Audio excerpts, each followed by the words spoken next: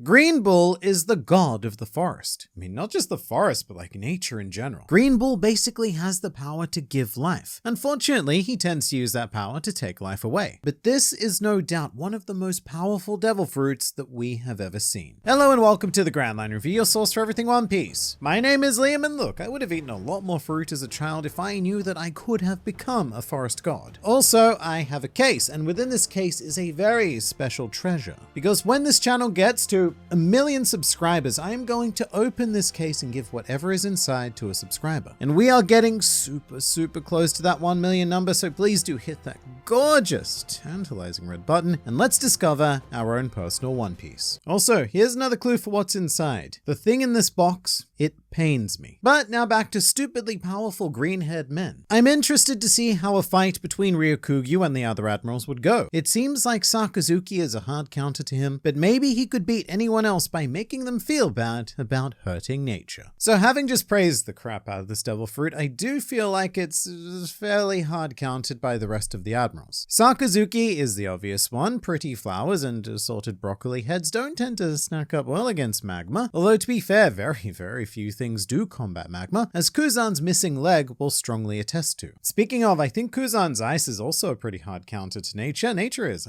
surprisingly fragile, resilient, but fragile. And I think we'd have a similar outcome trying to combat gravity. Trees, they try to grow, but gravity says, nah mate, get back in your tree holes. However, there is one matchup in which Ryokugyu might prevail, because the one force that doesn't really destroy nature is light. In fact, it very much feeds nature. So even though this is complete fictional science, I could see a situation where wacky One Piece world rules mean that feeding on Kizaru's light would only enhance Ryokugyu's power and turn him into some sort of mighty super tree. He definitely has an interesting power. His DF would be fitting for Usopp, since a lot of Usopp's ammunition is plant-based. Yeah, that's a fun idea. Not so much Usopp eating the fruit, but the idea of Ryokugyu versus Usopp, which I just made up. Of all of the admirals that he could go up against, Usopp's unique skill set is probably most suited here, because he's a master plantsman with an infinite arsenal of other assorted gadgets. So not only is it plant versus plant combat, but Usopp probably knows a whole ton about specifically how to kill plants with various chemicals and things. From a standpoint of pure knowledge, Usopp is a pretty great counter. It's just the strength, the speed, the durability, the haki, and all of the other things that he's missing to pull out a raging win here. Honestly, I think Green Bull might be the tankest of all the admirals. I'll say that he definitely has the most aesthetically interesting powers. The original admirals, they were all super cool in many ways, but they were kind of just reskins of each other ability-wise. You got your blue one, your yellow one, your red one. So it's great to see an admiral who can transform into something like really bizarre but really cool and doesn't just keep that sleek design. Plus, there's also endless potential with drawing Ryokugyu because his powers are infinitely vast. Thinking about it, it must be a real pain to draw actually. There is so much detail, perhaps even more painful than drawing Kaido. Kinda happy he is a Logia. I feared those would have fallen off grace entirely ever since Haki got introduced. I also could not be more thrilled that he is a Logia. After 4 years of Wano, I must admit that I'm starting to feel some pretty serious Zoan fatigue, whether it's regular, ancient, mythical, or chicken butts. I'm just kind of drained primarily exploring this class, and it makes me miss the wider world of One Piece. And before that was Whole Cake Island, where the main focus was Paramecia fruits. And it probably doesn't help that Logias have been pretty lackluster post-time skip in general. I mean, what other new Logias have we had? Caesar Clown, Monet, and Caribou? I mean, I guess at least 1/3 of that trio is kind of hot. And of course it's Caribou with that in their tongue, but it's hardly the fierce endgame boss vibes that pre-time skip Logias had. Plus Haki. Oh my god, Haki.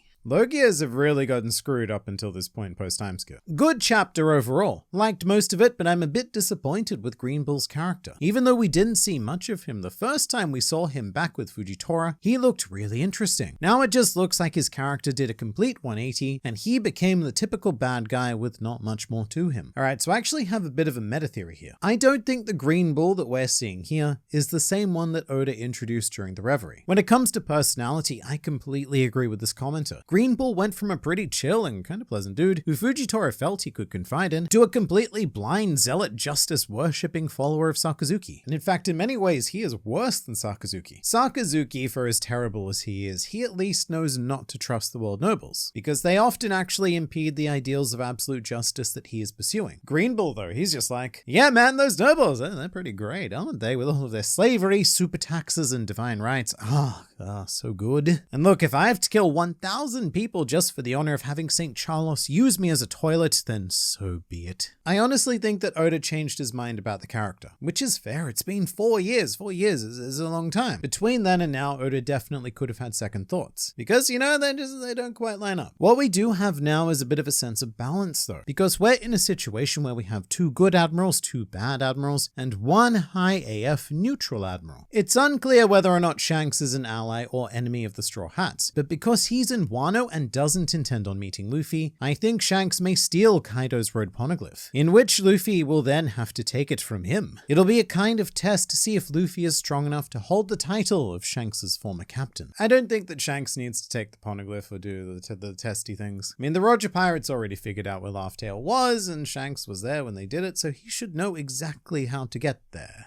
Maybe. I don't know. Maybe he wasn't paying attention. Plus, it would be a pretty dick move to just take the poneglyph that Luffy had just beaten 2 emperors to secure. It would be very final boss of Shanks. What, you thought 2 was enough? Nope. Time to beat a 3rd emperor. My thinking is that Shanks already has the address of Laugh Tale, but there was just no point in actually going there until the time was right. Right now, because it's now. How many more years will it take for One Piece to finish? Also, do you think we will have any official side stories after the series ends? Well, okay, so this question actually has a new official answer, because Oda recently came out of what I imagine is his manga hovel and recommitted to the timeline. Oda's official statement is that it is his aim to end One Piece within 3 years, which if true would set our end date at somewhere in 2025. However, Oda did also admit that he is not to be trusted with timelines, because every statement he's ever made on this issue has been flat out wrong. So even though hearing him say 3 years has sent a bit of a chill down my spine, I think it would be fairly safe to assume longer. Logistically, the raid on Onigashima took 2 years to finish, so we would have to find a way to wrap up this entire world in barely more time than we've had for the raid. And I stress the raid as a length metric because Act 3 of Wano is even longer than that, and Wano as a whole is even longer than that. You know the One Piece is sake theory? Well, in this chapter when Shanks mentioned the One Piece, what was featured in the shot? A bottle of sake. Coincidence? Maybe. This is a really brilliant thought that went completely over my head when I read the chapter. In the amazing page where Shanks declares that it is time to take the One Piece, sake is abundantly present. There are 2 close-up panels dedicated to just pouring sake, and a sake bottle is very prominent in the large panel featuring Shanks. Nothing else, by the way. These panels are very purposely sparse. It's just Shanks and sake. So this could be the ultimate foreshadowing, particularly since sake has been a key element between major players of the world. Shanks brought sake as a present to Whitebeard, and Roger told Whitebeard about Laugh Tale and the Will of D whilst also sharing sake. If you're not familiar with why it's theorized that the One Piece could be sake, I'm not going to get into it here because it is a long story, but the Library of Ohara has a great extensive video that outlines the idea. Kuma used his power to send Vivi and Koru to Wano as a way to save her from Imu. That's a good thought, actually. I mean, maybe not that exact situation, but Kuma's powers are a great get out of jail free card. Assumedly, his body still contains the Niku Niku no Mi, but it's hard to tell because we didn't actually get to see his hands. But if Kuma was brought back to some sense of consciousness, or someone externally activated the ability, then the Revolutionary Army and or Vivi could have escaped to anywhere in the world in an instant. If Ryukugyu falls down in a forest and no one is there to hear him, did he made a sound? Yes, and that sound was probably assorted prejudice and discrimination. I believe Cobra's assassination to be a setup orchestrated by the Revolutionary Army to spark the flames of revolution in other parts of the world. Ooh. I mean, as much as I like the idea, I'm not so sure. In a different series, I'd be all on board with this. I do like the thought that Dragon is quite morally grey himself and will perform evil for the sake of good, or maybe not good, but better. Does it really help though? Killing one frail old man who isn't even a world noble. I mean, evidently I guess so, because Sabo is being worshipped right now, even though everyone thinks that he is a murderer regardless of whether he is or not. I personally think it's a bit too grey for One Piece, especially when it comes to Sabo. Plus, there's a much easier explanation with the 5 elders and Eam being responsible for Cobra's death. Why did Dadan and Makino cry even though Sabo was alive? That is a good question, and I think the answer is simply to mislead us. I mean, maybe I'm just horrendously out of touch with emotions and things, but I don't think I would cry if someone I knew was accused of murder. I would be more in a state of shock and horror than I can't even say it, I'm in the state. I would be more in a state of shock and horror than anything. But portraying Dadan and Makino that way would have given away the game. And Oda likes Shanks leaving little mysteries, so I suspect their reactions were a deliberate red herring to plant even the slight possibility that Sabo was the one who died. Especially with stuff like Makino closing the bar. To me, that is a very clear act of mourning. Want to see Luffy and Marco have a reunion and talk about Ace. Yeah, that would be really nice because Luffy actually has very few people that he can actually talk to about Ace. The vast majority of his crew only met him briefly or not at all. And his crew are, well, they're pretty much the only people that Luffy speaks to. I suppose there's Jinbei. Luffy probably has a special connection to Jinbei due to their shared experience of Ace. But even then, Jinbei has been pretty absent in Luffy's life. So it would be nice seeing Marco and Luffy interacting and just having a mutual moment of Ace. What happened to the Tobiropo?